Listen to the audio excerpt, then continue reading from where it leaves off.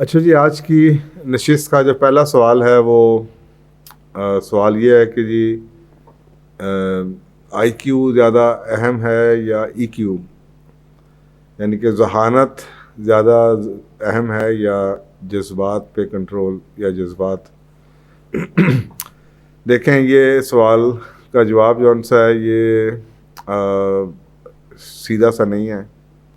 उसकी वजह ये है कि ये दो डिफरेंट चीज़ें हैं, और अगर आप इन दोनों का कंपैरिजन करेंगे तो आपको गलती लगेगी, लेकिन मैं आपको दोनों के बारे में बता देता हूँ क्योंकि डिफरेंट पैरामीटर्स हैं और डिफरेंट चीज़ों में डिफरेंट हालात के अंदर या डिफरेंट जॉब्स के अंदर या डिफरेंट जिम्मेदारियों में इन दोनों चीज़ों की अहमियत फ़र्क होगी। सबसे पहले देखते हैं इंटेलिजेंस क्या है, जहानत जिसे आप कहते हैं। जहानत उस एबिलिटी का नाम है जो कि आपको जिससे आप सोचते हैं, समझते हैं, आप रीजनिंग करते हैं और फिर आप उसको यूज़ करते हैं प्रॉब्लम सॉल्विंग के लिए। और इसके लिए जो टेस्ट यूज़ किया जाता है, जो इसका मेजर है, उसको इंटेलिजेंस कोशेंट यानी कि आईक्यू कहते हैं। दुनिया में 1930-40 के बाद से आईक्यू बहुत टेस्ट होते थे, कॉलेजों में होते हैं, स्कूलों में होते थे, आर्मी में होते थे, बड़ी बड़ी कंपनीज में होते थे और बहुत पॉपुलर हुआ ये टेस्ट और चलते रहे। अभी भी कई जगहों पे यूज़ होता है, लेकिन आहिस्ता आहिस्ता नई नस्ल इसको भूल गई। तो जो आईक्यू है ये कंपैरेटिव टेस्टिंग होती है। आईक्यू का जो स्कोर होता है आपका, और ये नॉर्मली 70 और 130 के दरमियान नॉर्मल रेंज इसकी समझी जाती है।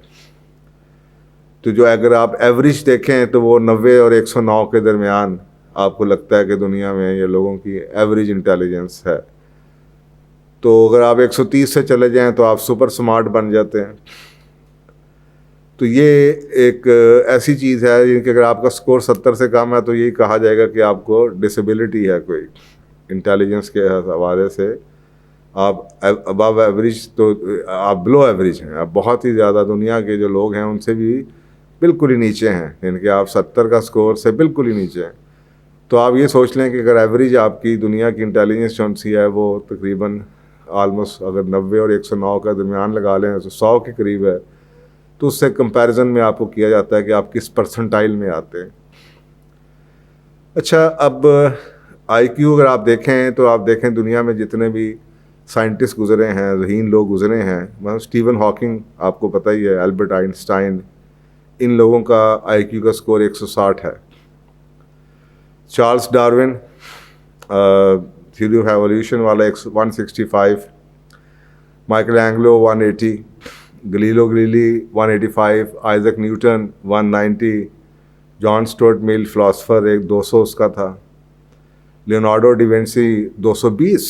अब आप सोचें कि ये लोग बहुत बड़े नाम हैं, अपने दौर के बहुत बड़े नाम, और इनकी इंटेलिजेंस अगर एवरेज 100 थी तो ये जो एक शख्स 180, 85 पे, 160 पे, 165 पे, 220 तक जा रहे हैं, तो उनकी जहानत का लेवल क्या होगा। तो ये तो हो गया आईक्यू। अब आप आ जाएं ईक्यू की तरफ। ईक्यू यानी कि इमोशनल इंटेलिजेंस या इमोशनल कोशेंट, जो उसका मेजर का जो टेस्ट है उसे ईक्यू कहते हैं।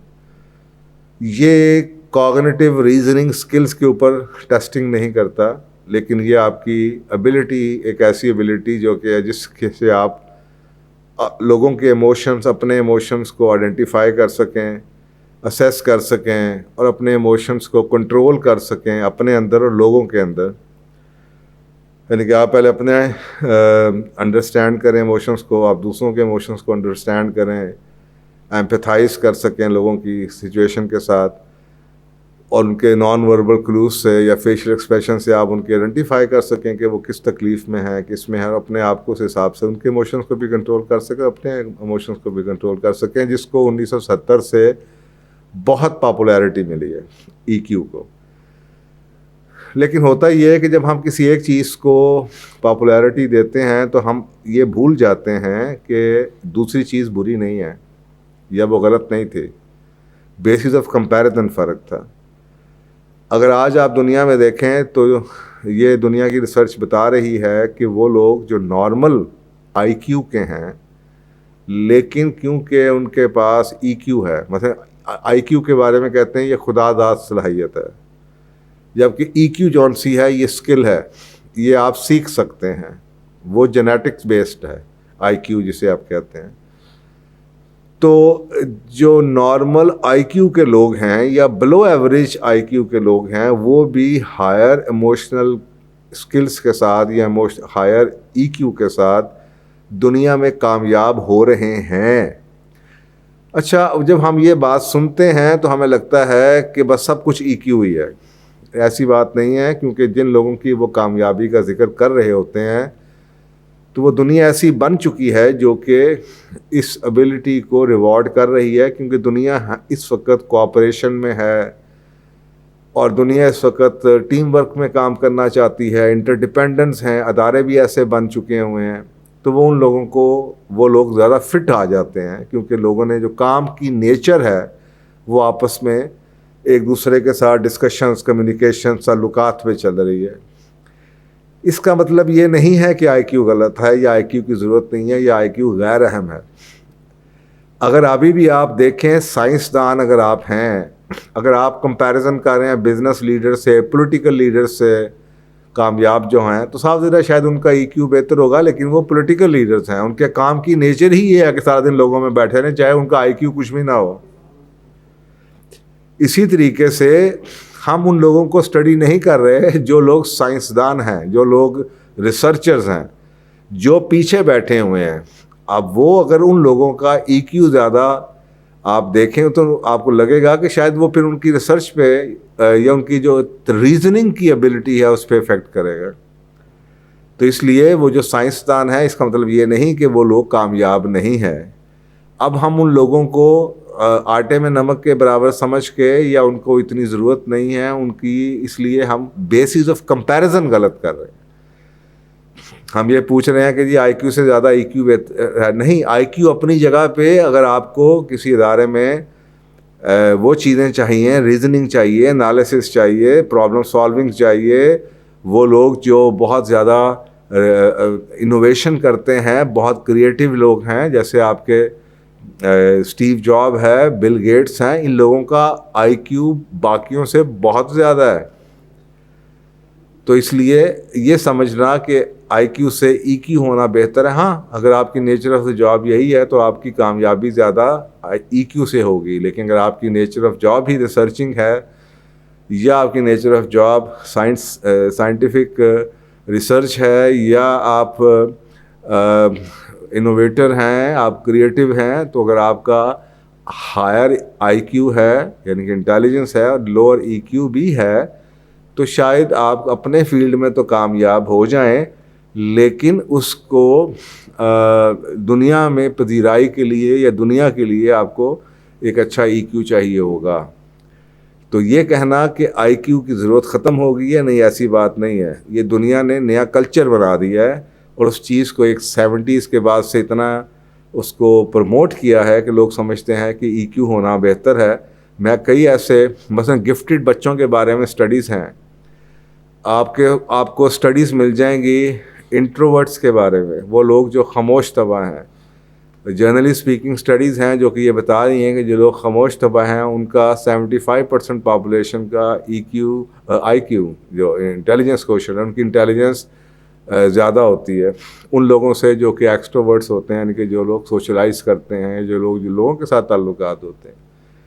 इसी तरीके से जो स्पेशल बच्चे हैं, जो गॉड गिफ्टेड, जिन्हें आप गिफ्टेड चाइल्ड कहते हैं, जो गिफ्टेड चिल्ड्रन होते हैं, उनका भी आईक्यू बहुत ज़्यादा होता है। अलबत्ता ये हो सकता है कि उनको दुनिया में बाकी लोगों के साथ मसले मसाइल आते हों।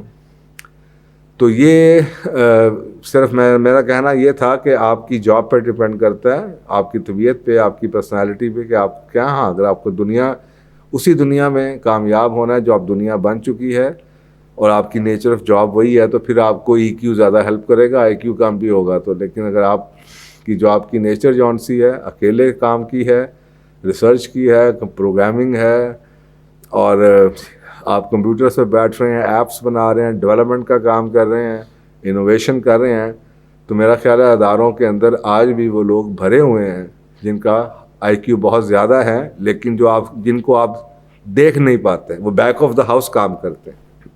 लेकिन जिनकी बनाई हुई चीज़ें आप रोज़ यूज़ कर रहे हैं, लेकिन इन चीज़ों को जो सामने लेकर आ रहा है, चीज़ों को इन चीज़ों को जो लेकर आ रहा है, जो आपके साथ जिसका ताल्लुक़ है, जो इन चीज़ों को बेच रहा है, मार्केट कर रहा है, वो शायद लोग वो हैं जो कि जिनका EQ ज़्यादा है। तो मेरा ख्याल है कि ये, अगर आप फ़िलासफ़र हैं, साइंटिस्ट हैं, रिसर्चर हैं, तो ऑफ कोर्स कि आपका IQ ज़्यादा होना आपकी कामयाबी की ज़मानत होगा।